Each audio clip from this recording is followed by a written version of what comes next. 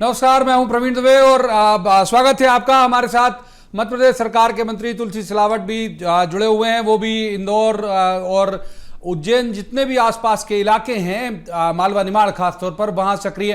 तुलसी जी, कैसे संतुष्टि कितनी है आपकी अभी तक के वोटिंग परसेंटेज को लेके अपने इलाकों में? अभी इलाकों का मतदान प्रतिशत ठीक चल रहा है और गति बढ़ रही है। अच्छा, एक बात इंदौर को लेके खास तौर पर कर हेलो। लेते हैं, आप भी वहीं से आते हैं। इंदौर में तो अब आपके सामने मुकाबला नहीं है, लेकिन कांग्रेस ने कहा कि नोटा को वोट करिए। आपको लग रहा है कि पब्लिक उनके साथ जाएगी या फिर बीजेपी की तरफ भी आएगी इंदौर में? आप अभी पूरा साथ इंदौर, मध्य से पूरा देश, ये पूरी भाजपा के साथ है, डबल इंजन की सरकार के साथ है। अब की बार 400 पार, फिर से मोदी सरकार। इंदौर पिछले बार भी हमारे जो प्रत्याशी शंकर ललवानी जी, उन्होंने प्रजातंत्र की सबसे बड़ी अदालत लोकसभा में इतिहास रचा था। इंदौर जब भी कुछ करता है, अद्भुत करता है। फिर से भारतीय जनता पार्टी यहाँ रिकॉर्ड बनाने जा रही है। अच्छा, आसपास के इलाकों की भी बात कर लेते हैं सर। देवास भी आपके बिल्कुल करीब है, देवास शाजापुर भी। वहां को लेके क्या आपके पास फीडबैक आ रहा है? और उज्जैन का भी, क्योंकि आप सबकी प्रतिष्ठा मुख्यमंत्री सहित, आप सबकी प्रतिष्ठा कैलाश जी सहित सबकी दांव पर लगी है उसी जहां पे आज वोटिंग है वहां के लिए।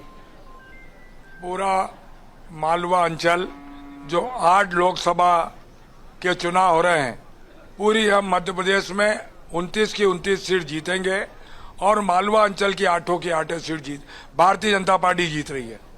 क्या एजेंडा आपको लगता है कि क्या वोट करने से पहले किन एजेंडे को ध्यान में रख के वोटर जो है वो वोट करने निकल रहा होगा आज? आप जानते हैं कि डबल इंजन की सरकार है। एक का नेतृत्व हमारे देश के प्रधानमंत्री, राष्ट्र के गौरव नरेंद्र मोदी जी करते हैं और मध्य प्रदेश का नेतृत्व डॉक्टर मोहन यादव जी करते हैं। भाजपा जो बोलती है वो करती है। ये हमारा विकास का, प्रगति का एजेंडा है।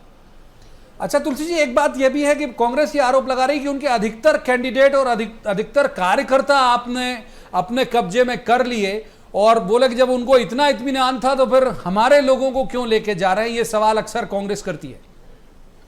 ये कांग्रेस को अपना परिवार संभालना चाहिए।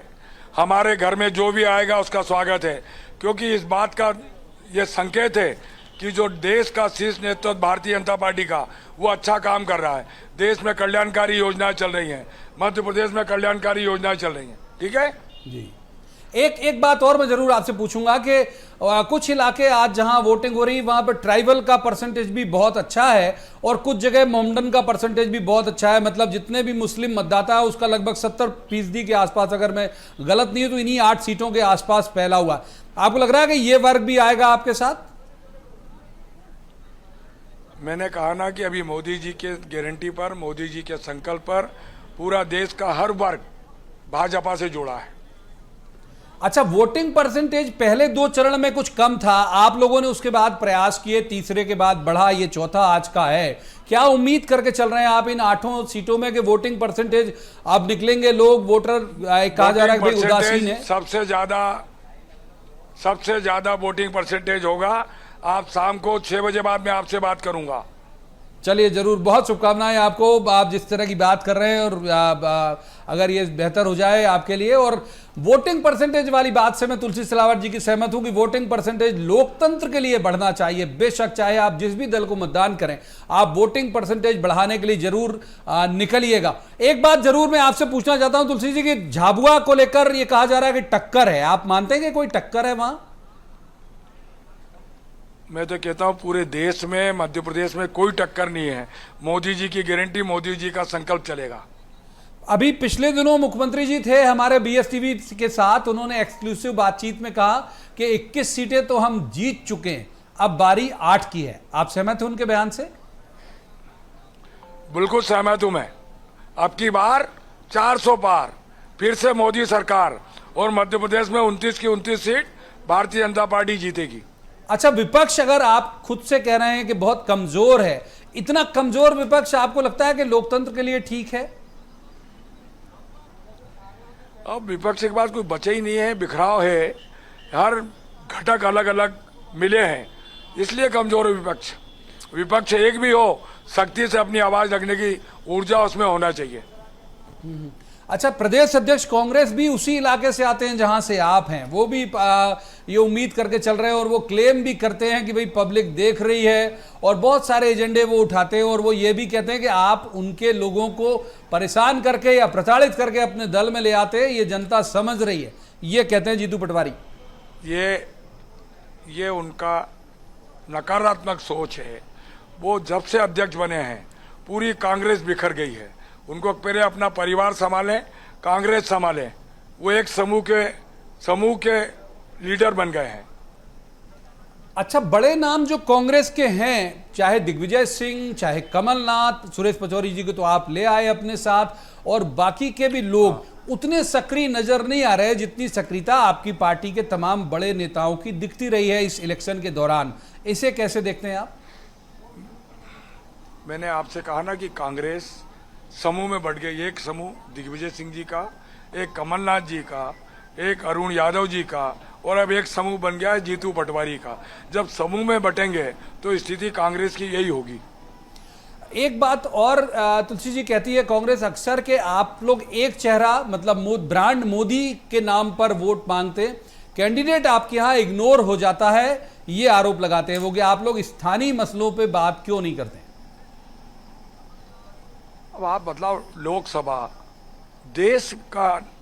देश के लिए चुनी जाती है और देश का हमारा शीर्ष नेतृत्व विश्व पटल पर जो भारतीय जनता पार्टी और देश के प्रधानमंत्री नरेंद्र मोदी जी का जो साख देश की जमी है, ये विकास का, प्रगति का, उन्हें राष्ट्रीय मुद्दे पर चुनाव होते हैं। ये स्थानीय मुद्दे पर चुनाव विधानसभा के हो चुके हैं। सेमीफाइनल में 163 सीट मध्य प्रदेश की जनता ने प्रचंड बहुमत भारतीय जनता पार्टी को मोदी जी के नेतृत्व में दिया है। राम मंदिर कोई एजेंडा होगा आपको लगता है? वोटिंग के वक्त लोग देख रहे होंगे, हालांकि उतने प्रोमिनेंटली ना आपने उठाया ना विपक्ष ने उठाया, लेकिन वोटर के माइंड में होगा जब वो वोट डालने जा रहा होगा कि राम मंदिर भी कोई एजेंडा हो सकता है। मैं आपसे पूछना चाह रहा हूं, मेरा अनुरोध सुने आप जी। हमने जो कहा था ये कांग्रेस का एजेंडा था। उन्होंने हम पे आरोप लगाए थे कि भाजपा मंदिर बनाएगी, तारीख नहीं बदलाएगी। जब हम उनको 22 जनवरी को हमारे देश के प्रधानमंत्री एक प्राण प्रतिष्ठा राम जी का निमंत्रण देते हैं, वो उनकी मति खराब है, उन्होंने उस निमंत्रण को ठुकरा दिया। हमने राम की मंदिर की पूजा की, प्राण प्रतिष्ठा की, राम को अपने स्थान पे विराजित किया, 370 हटाई, 3 तलाक हटाई। भाजपा जो बोलती है वो करती है। एक तुलसी जी, एक बात तो है कि ये ठीक है कि आपकी बात से मैं सहमत हूं कि खंडित दिख रहा है इस समय विपक्ष, लेकिन आप ये तो मानेंगे कि एक फिक्स वोट बैंक उनका है। पिछले लोकसभा चुनाव में उन्हें 34.5% वोट मिला, पिछले विधानसभा जो हाल में निपटे उन्हें 40% वोट मिला, तो बाय डिफॉल्ट उनका वोटर तो है। वो आपको नहीं लगता कि कहीं चैनलाइज हो गया तो सीटें आ सकती हैं एक आध दो उनकी? नहीं, कोई दिक्कत नहीं। आप जानते हैं इन 10 वर्षों में कांग्रेस का वोट प्रतिशत दिन प्रतिदिन घट रहा है और भारतीय जनता पार्टी का वोट बढ़ रहा है। ये आपको आपके संज्ञान में है। अच्छा, एक क्लेम कर दीजिए, चलिए, जो 8 जगह आज वोटिंग हो रही, मुझे आपकी व्यस्तता का भान है, ये जो 8 जगह अभी वोटिंग चल रही है, कितने तुलसी सिलावट जी की नजर में कितनी सीटें आ रही हैं इन 8 में से? 8 की 8। चलिए तुलसी जी, आपने बात करने के लिए वक्त निकाला, बहुत बहुत शुक्रिया आपका, बहुत धन्यवाद आपका।